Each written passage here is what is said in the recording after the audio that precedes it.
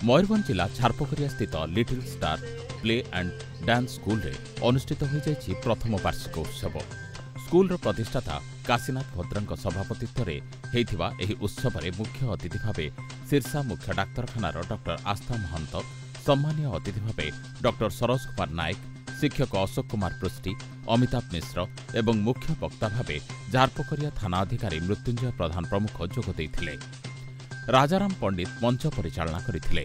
एही उत्सव रे अतिथि मानक द्वारा जगन्नाथଙ୍କ पट्टचित्र रे माल्यार्पण पूर्वक दीप प्रज्वलन करने सहित कुनि कुनि छात्र छात्री मानक द्वारा नृत्य और संगीत माध्यम रे स्वागत संबर्धना जणाई उत्सवटी को आरंभ करा जायथिला।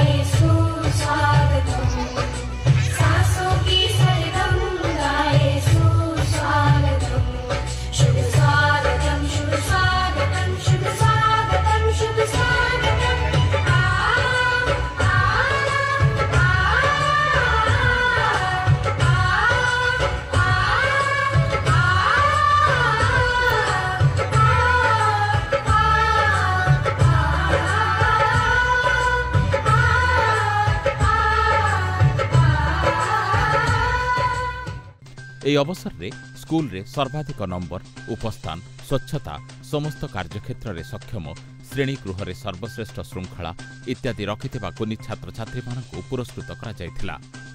তা সহিত বার্ষিক ক্রীড়া প্রতিযোগিতারে কৃতি অর্জন করিথিবা ছাত্রছাত্রী তথা নাচ গীতরে কৃতি ছাত্রছাত্রী মানকু মানপত্র দেই সম্মানিত করা যাইथिला।